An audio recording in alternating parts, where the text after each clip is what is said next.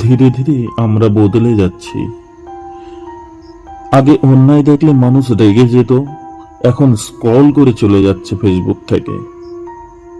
আগে স্বপ্ন ভাঙলে মানুষ আবার দাঁড়াতো, এখন চেষ্টা করার আগেই মানুষ হার মেনে নিচ্ছে। আর সবচেয়ে ভয়ঙ্কর ব্যাপারটা কি জানো? আমরা আর প্রশ্ন করি না। আমাদের শেখানো হয়েছে চুপ থাকো, মাথা নিচু করে চলো, বেশি ভাবো না, বেশি কথা বলো না, কারণ সত্য বললেই সমস্যা। হ্যাঁ, সত্য বললেই সমস্যা। আলাদা চিন্তা করলে মানুষ বিচার করে, আর নিজের স্বপ্নের পিছনে দৌড়ালে সবাই হাসে। আজ হাজার হাজার ছেলে মেয়ে নিজের স্বপ্নের পিছনে লুকিয়ে আছে। কেউ ফ্যামিলির প্রেসারে, কেউ সমাজের ভয়ে, কেউ ফিউচারের ভয়ে। ধীরে ধীরে তারা বেঁচে থাকে, কিন্তু ভিতর থেকে সবাই মরে গেছে।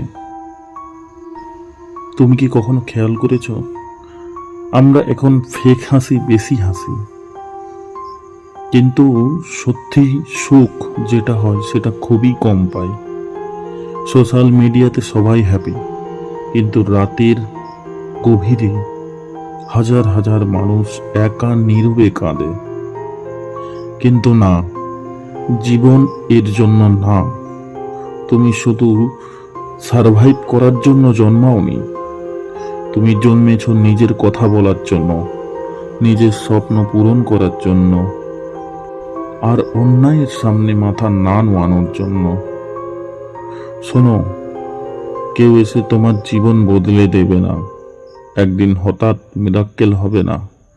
তোমাকে উঠতে হবে, তোমাকেই শুরু করতে হবে।